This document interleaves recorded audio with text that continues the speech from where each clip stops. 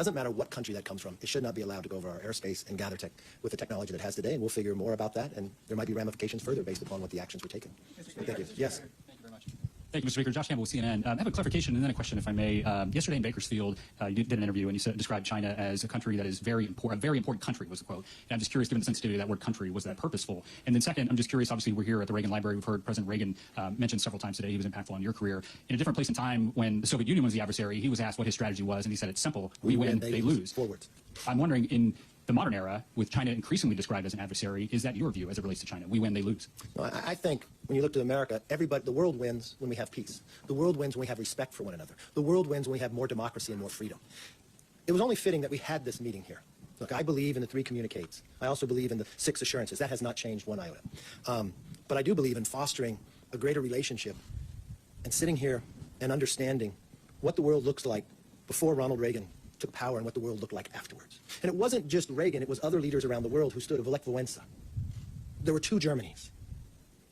We watched Margaret Thatcher. We watched those who stood for freedom, stood for democracy. It wasn't based upon a party. The world became a safer place. Authoritarian lost. But what I see today around the world is disturbing. And I think that unites. And the one thing I would take pride in as an American, you're watching your lawmakers stand together with both parties, advocating greater democracy, with a plan to help deter any chance of a war in the future. And what we learned from Reagan, peace through strength. Trust but verify. Respect your adversary. We've watched Reagan go when he spoke about the Soviet Union, but he went to the Soviet Union. He built a relationship. And we've watched the changes that could be brought. So, look, I do not change from the 3 communiques the way they are. Yes. Thank you, Mr. Speaker. Alex Michelson from Fox 11. I'm curious, what is it about this issue in particular that is bringing you all together, where on so many other issues there's so much division? And also, just as a bottom line question, what is your message to China, who's threatening retaliation for doing this today? Well, my first message to China, there's no need for retaliation. But the one thing I would say to China, too, at no time, I am the Speaker of the House. There's no place that China's going to tell me where I can go or who I can speak to, whether you be foe or whether you be friend. I'm not the general manager of the Houston Rockets. And the one thing I hope all countries see is that we're united in the same approach, together, on both sides. And we're going to speak with one voice when it comes to China or any others when we look at foreign policy. One of my goals as Speaker is to take away the things that become so partisan. Not everything has to be partisan. I respect people on the other side of the aisle that have a different philosophical belief, but when it comes to peace, freedom, and democracy, I think that unites us. When we watch what's happening in the world today, a movement and a gathering, it looks like a little of a new axis of power. I think back to what could have the lawmakers done then, that never took place in the 30s. So today we're looking at to make sure that we have peace going on decades in the future. I think it's fitting that you're here under Reagan's library. This is what he advocated in a world that was dangerous. He advocated peace, and he found a way to do it. That same place here. So for a China should not fear. A China should engage with us. And I think from a point of view from Congress, I think we have a responsibility to speak with one voice, and we're doing that. And that should be a greater relationship with China, at the same time with Taiwan. Yes. Mr. Speaker, Leslie Liao, Taiwan Plus News. First of all, on behalf of Tsai Ing-wen's traveling press pool, I would like to thank you for giving us the opportunity for being here. That said, one of the messages that you keep telling us during this press conference is that you will not allow China to dictate where you can and can't go. Just out of my own curiosity, are there any plans for you to come to Taiwan, or is there any desire? I don't have any current plans, but that doesn't mean I will not go. And if there comes a time that I go, I would not go as one party only. And I would not go for a simple purpose for myself in that basis. And it wouldn't be in an adversarial role or others, but I thought as President Tsai transited through America, it's a unique opportunity to bring that dialogue. And I think the world is a safer place for it. And communication matters, regardless of whether people have differences of opinion. And I think today is going to foster greater peace long term. Yes, sir. Yes. Yes. 40 years ago, President Reagan signed a one China policy. Now, 40 years later, on here, are you Congress going to shut down the one China policy? Well, when you talk about one China policy, I think you're confusing which president was involved during that time. That was President Nixon. And we have no difference of opinion. That's continue the 3 communiques you'd be referring to. Under President Reagan, you'd be talking about the 6 assurances with Taiwan. That is currently American policy, and that is still American policy, and that's the policy that we support here. Yes. I'll go to you next. No, sorry. Thank you, Mr. Speaker. Andrew Desiderio from Punchbowl News. I'm wondering if you could talk about your sense of President Tsai's assessment of how imminent an actual attack or invasion from China might be at this point, and what she specifically asked for from Congress in terms of military assistance, economic assistance, things you guys can do in the NDAA or through the China Select Committee. Thank you. Let me be very clear. We advocate that that day never comes. And if we've learned anything from Ukraine, there's actions that could have been taken 5 years ago, so Ukraine never had. Deterring that action to take place would have saved thousands of lives. I think today is a part of that. We've always had with the six assurances that we could supply weapons to Taiwan, that they could defend themselves, that war would not be created. They have purchased a number of weapons from America. Some have been delayed. I think one of the things that we had talked about, how could we speed that up in the process? I think you have a commitment from both sides here to make sure that happens. How can we build more trade, economics? I think that helps along the way as well. I would hope that as lawmakers, our goal is to make sure those days don't happen. And I think we should learn from what's happened in the past. I would take it, and I want to give a lot of credit to Hakeem Jeffries. When I sat down with him when I first became Speaker, we talked about this Select Committee. And the goal of this Select Committee is to speak with one voice. And I have been very impressed with the chairman and the ranking member of how they carried about themselves. And this isn't the only meeting that a number of them are going to do. They're going to go throughout California, meeting in others. And part of the Select Committee is finding places in America so we're not dependent on other countries, be it critical minerals, be it medical. Making America stronger makes the world safer. And that's the unique goal that all of us have, and that's what we're working towards. Yes. Mr. Speaker, you've talked at great length about the importance of the unity of this delegation and the bipartisanship, the bipartisan nature of it. But today, as you're meeting here with the Taiwanese president, Emmanuel Macron, the French president, is in Beijing meeting with Chinese leaders. What do those conflicting messages mean for the strength of this message and for your approach to China? And then, if you can comment on yesterday's indictments, that would be great, too. Well, first of all, I don't think what Macron's doing is conflicting here. From the same point that I tell China, they cannot tell me who I can meet with. For the same argument that I said, this meeting will foster greater freedoms, right? It's communication. So I think it's great that Macron is meeting in China. I hope he delivers a message not to fund Russia's war in Ukraine. I hope he delivers a message that democracy makes the world safer and stronger. I hope he delivers a message that Americans meeting with President Tsai is positive for the same aspect that he is meeting with President Xi. I've been to China 3 times. I think greater communications between nations are positive. I think trying to show military actions is not. Communications are stronger. And the answer to your second question is no. Yes, ma'am. Thank you. Susanna Luthi with the Washington Free Beacon. You mentioned that one of the topics you discussed was boosting arms sales to Taiwan. What's your plan to do so, considering the White House is signaling reluctance to upset Beijing? And then secondly, are you at all concerned that during Taiwan's next presidential election, a more Beijing-friendly candidate could win? Look, one thing I believe in democracy, and let them have a say in the process and decide who wants to lead them and have an open and honest and fair debate without others advocating inside. I don't get the same approach from this administration. I think this administration, and my communications with them too, see the importance of speeding up the weapon delivery system. So I'm not feeling the same differences based upon your question.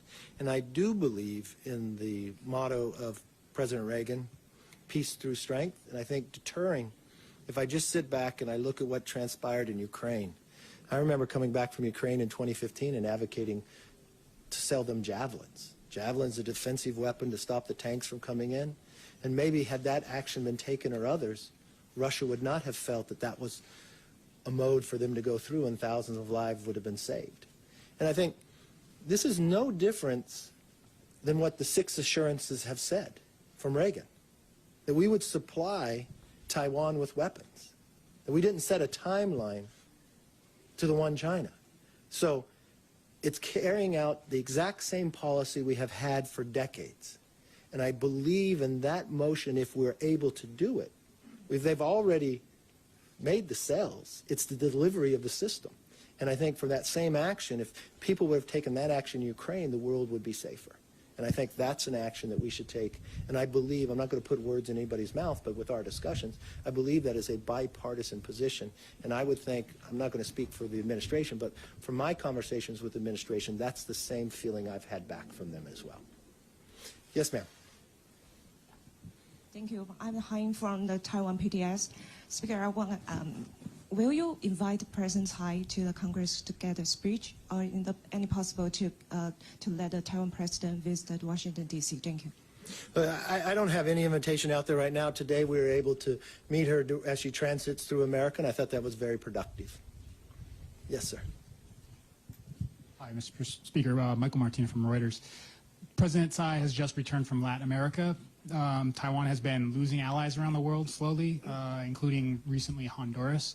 I'm curious if you think that the United States is doing enough to stop that, if you even think it's the United States' business to step in or say to Taiwan's allies that they should remain with Taiwan. I think that's one of the reasons the president was out communicating with others. I have a fear of some of these nations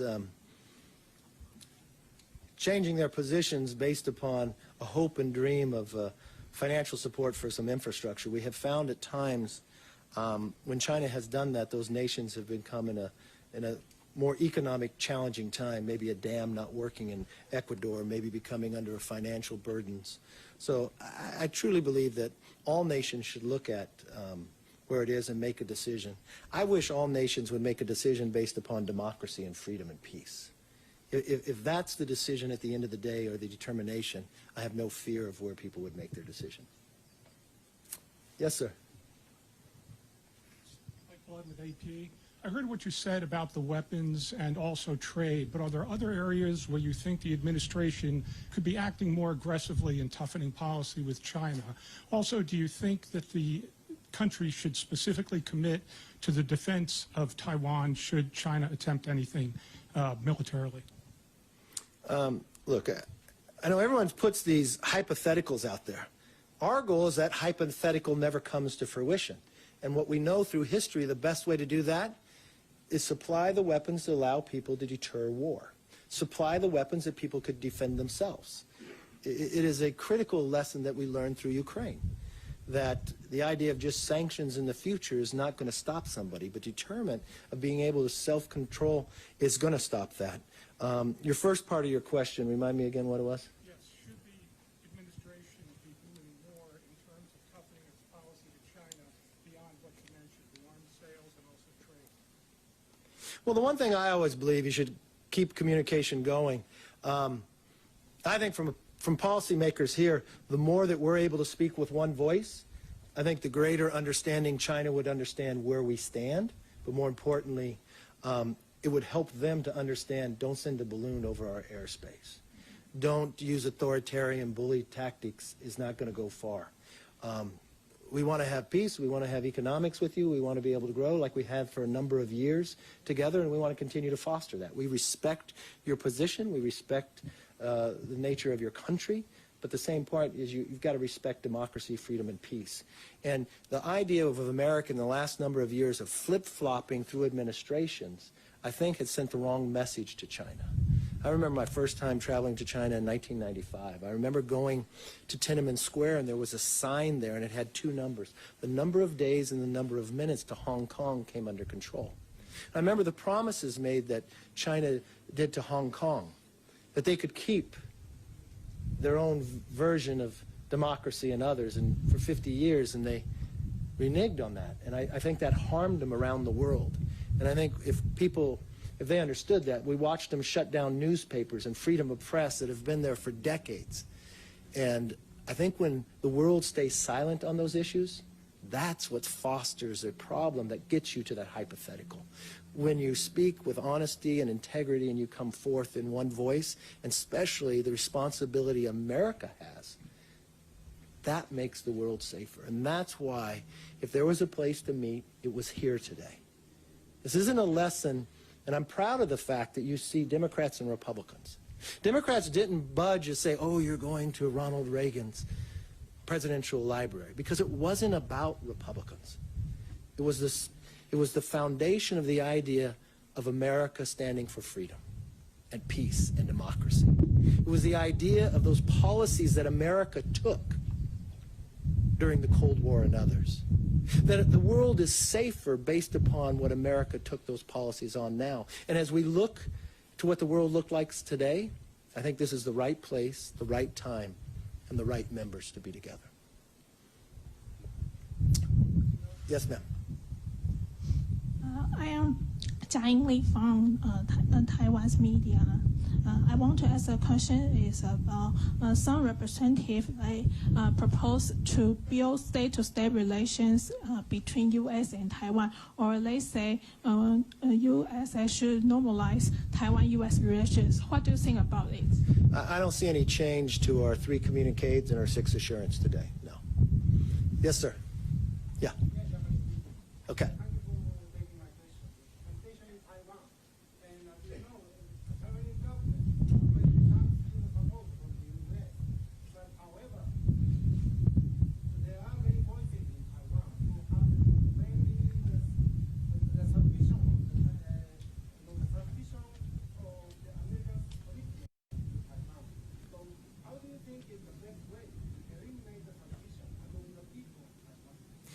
I think when you look today, just fostering greater relationships, I think when you sit here today, sitting at the Reagan Library with the 6 assurances, that continues to build. And what I look to is, I understand the premise of your question, but our goal here is that we have peace throughout the world. And we understand where the world is today. And I think today helps us foster that further with committing to those 6 assurances of where we go. And I think the world will be safer for it. Yes, ma'am. Thank you. Catherine Hiller from the Financial Times. We've heard a lot about unwavering support for Taiwan today. Now, if there were a Chinese attack, do you think the American people would be okay with America sending troops or really stepping in to defend Taiwan? Thank you. That's a hypothetical question that we never want to get to. The reason why we're together here with both parties sitting down is because we never want to see that question really get asked. We never want to see that to come to fruition. And we understand through history. We understand through the history of what Ronald Reagan would do and others, that day you do not want to have happen. I don't care what side of the aisle you're on. And how do you deter that? You foster a greater relationship about peace, freedom, and democracy. You deter the ability for one side to create war. You stick to the 3 communiques and the 6 assurances. That has fostered peace and grown economics on every side of the aisle, be it Taiwan, be it China, be it America. So that is what we're doing today. So when you look back on history, in a critical time around the world, what did your lawmakers do? They stood up, they built relationships to friend and foe, they deterred the ability for one to foster war against the other, they built economic ties with both, and they fostered a greater relationship for freedom and for peace around the world, because no one wants to get to a hypothetical question she just asked. I thank you for spending your time with us today. I thank the members for spending time here. This won't be our last discussion about this, and we'll continue to foster and grow because it won't all be solved today. But thank you and God bless. Have a very happy Easter. Good afternoon. Well, wait till everybody comes. All right. Okay. Everybody can hear me okay, though, it sounds like.